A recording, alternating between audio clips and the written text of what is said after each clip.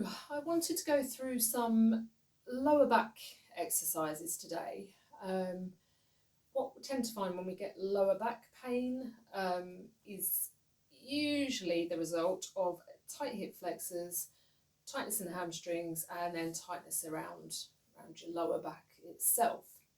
I'm going to run through some exercises with you. It does involve me moving around a little bit, so bear with me whilst I shuffle backwards and forwards if I need to make sure you can see what I'm up to. But all of these exercises are designed to just get some movement in that lower back and hopefully ease any discomfort you may be having. So we'll start with, it depends on what you want to call it. I call it a cat-cow. Some people call it cat-camel. Either way, the cat part's at the beginning. So what you're going to do is, with a nice neutral spine, you're not going to be down, you're not going to be up at this point. You're going to have a nice flat back, or as flat as it's going to go. Knees should be directly under your hip on both sides. Shoulders should be above your elbow, and your elbow should be above your wrist. So you don't want to be down like that or out at the side. You want to be nice and stacked. If you find that your knees are uncomfortable on the floor, by all means put a pillow underneath. But if not, carry on as you are. So I would tend to do 10 of each of the cow and 10 of each of the cat. So for the purposes of this, I've got to look forward and make sure that I'm, not at a funny angle. My spine should be nice and neutral.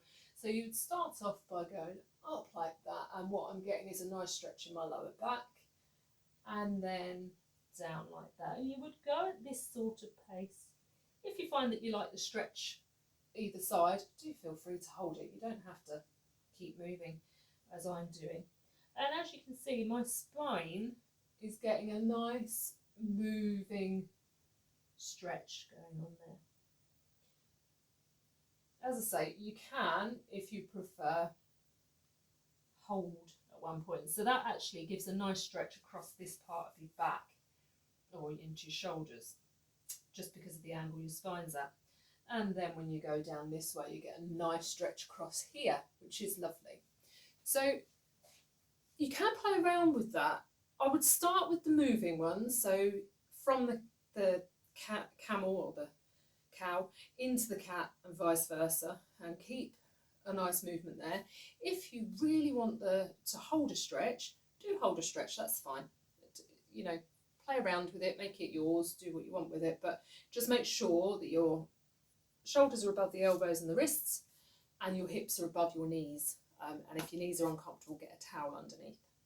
And making sure your back's nice and neutral to start with, so nice and flat, and obviously try not to turn your head to the side, so depending on what's going on around you, if the kids walk in or hubby walks in or whatever, try and keep your head nice and straight so you're not twisted to the side there.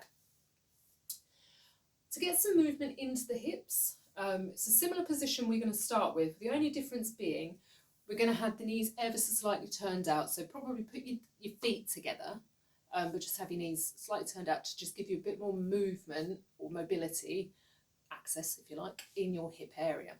So you're going to start shoulders over elbows, elbows over wrists, like so. Knees are ever so slightly out, and then with a nice straight back and your head forward, you're going to gently go down. And you're going to go down as far as comfortable until you realise that your back is arching. So mine's just started arching, so I'm going to go back up. And you're going to just keep that rocking action going.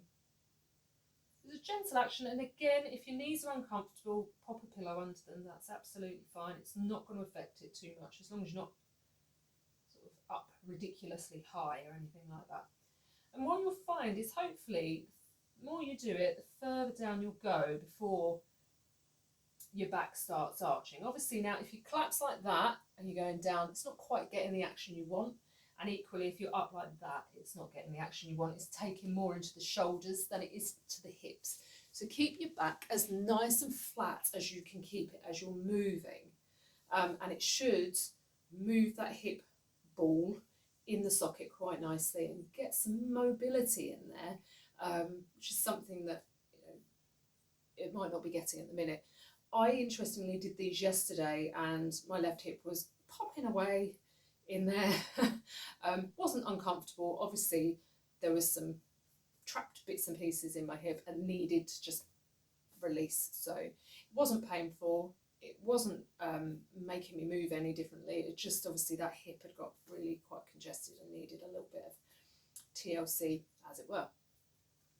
Okay, so what you can then look at doing, and again, you're going to start in the same position, but you're then going to be moving slightly differently. So starting with a nice table position, you're then going to lift an arm and a leg if you're comfortable doing so, and then you're going to reach. So I'm reaching with my arm and I'm reaching with my foot. Keep the foot nice and flexed. Normally you'd look down, but I'm just looking at the camera to tell you what I'm doing. Keep your head down and stretch out. And what you'll probably find is that you're getting a nice stretch through there.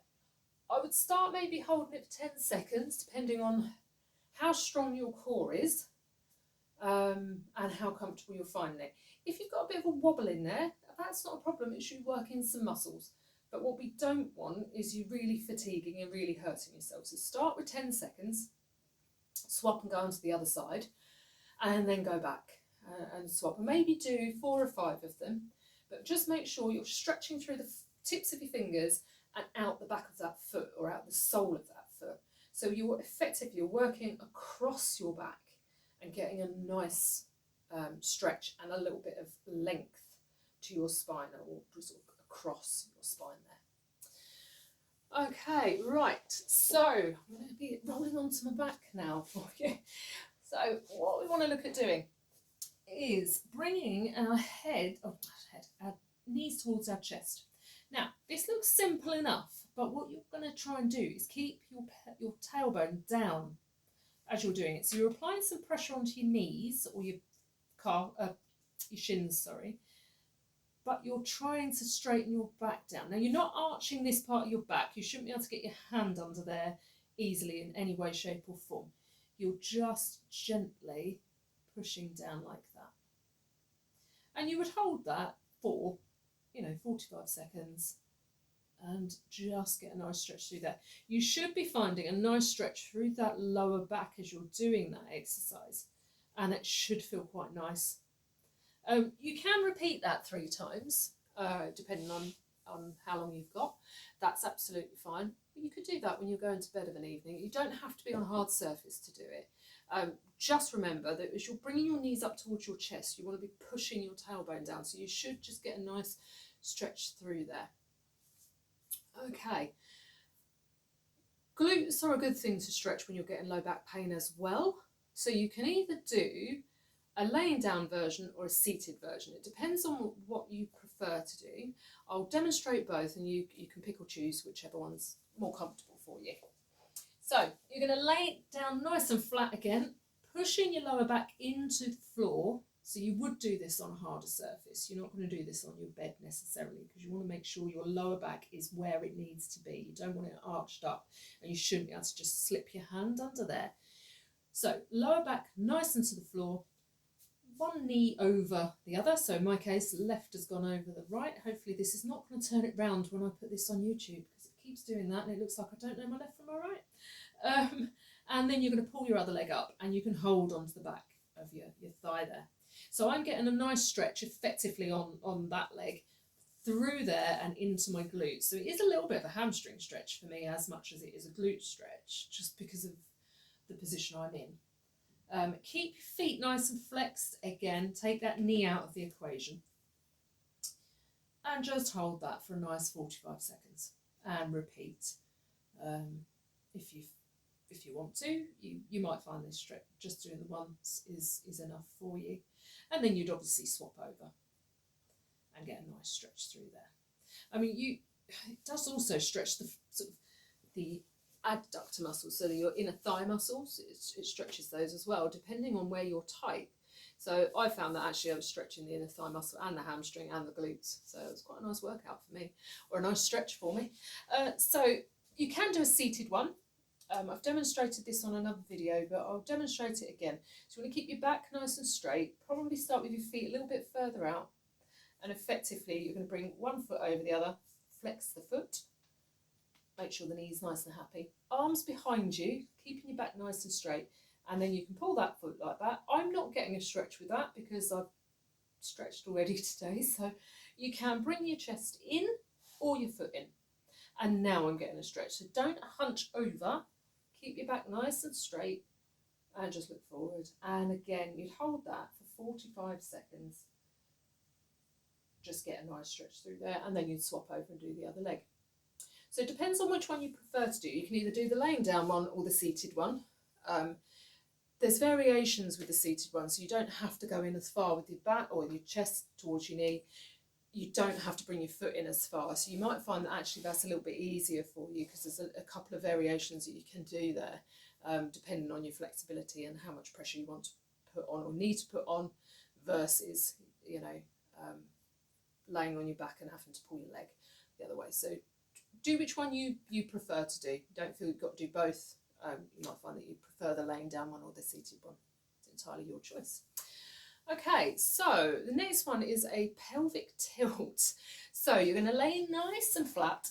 Again, your knees up and your lower back pushed into the floor for the moment.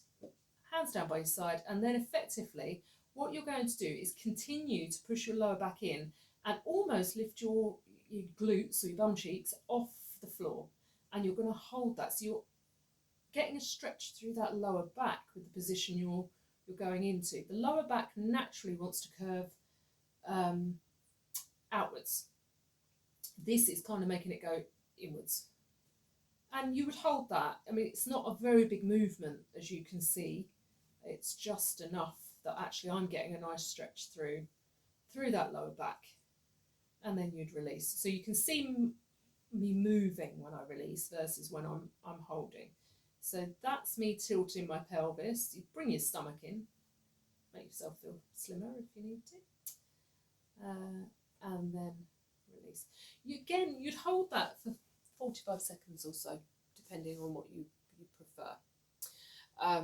You can keep going in and out of it. If you find that actually it just feels a little bit uncomfortable, you can by all means tilt the pelvis, go back out, tilt the pelvis and go back out. A bit similar to how we did with the cat-camel stretch. You can just get some mobility in there before then holding a stretch. So these are all there to play around with. They're just giving you ideas, hopefully, on things you can do to just get mobility back in your lower back, and stretch out some of those muscles that are causing the problems. Final stretches to look at would be your hamstrings. So if we're sitting down for longer, or we do a job where we're sitting down, our hamstrings get nice and short, which then pulls on the lower back and causes us to tilt our pelvis. So stretching them out is always a good idea. You can do seated or standing. So the purposes of this, I'll do seated. So you can either have both feet out in front of you, or you can bring one forward. It depends on how you're comfortable. I'm comfortable enough with both in front of me, so that's how I'll demonstrate. But if you find that actually you need to just take the pressure off one leg and do one at a time, go forwards. Okay, so you're just gently going to lean forward. Now, try not to arch your back. So your back should be nice and flat, and actually you'll find that you don't need to go quite as far forward. So I'm getting a nice stretch through there. Feet should be flexed, because you're going to get a really nice stretch. If you have them pointed, that's not the end of the world, but actually to work all the way up the back of the leg, keep them flexed, and you'll find that actually you're getting a stretch right from your ankles all the way up into your glutes. And you're just going to lean forward and hold that stretch there. If you wanted to do it one-legged, you can do, maybe move that leg out to the side and you can lean down like that and stretch through. So that would be the seated version of that. You can do a standing version of it, which you can use gravity a little bit easier when you're standing, and you might find that actually it's easier for you and stops you arching your back forward. So, you can do one on your knees as well, effectively. I'm going to end up chopping my head off, unfortunately, to demonstrate this. So if you're going to stand up, you'd have one foot in front of the other. You can put it on a step, but just hold it down like that, and then you're just going to lean into it. So, like so. And I'm getting a stretch through there. I'm also getting a stretch through sort of into my glutes on this side. So you can actually work both parts of your body, but you're not getting the hamstring stretch through there. Again, you can flex your foot to just get a little bit of a deeper stretch through. So you can play around with a hamstring stretch. You can either do it seated or standing,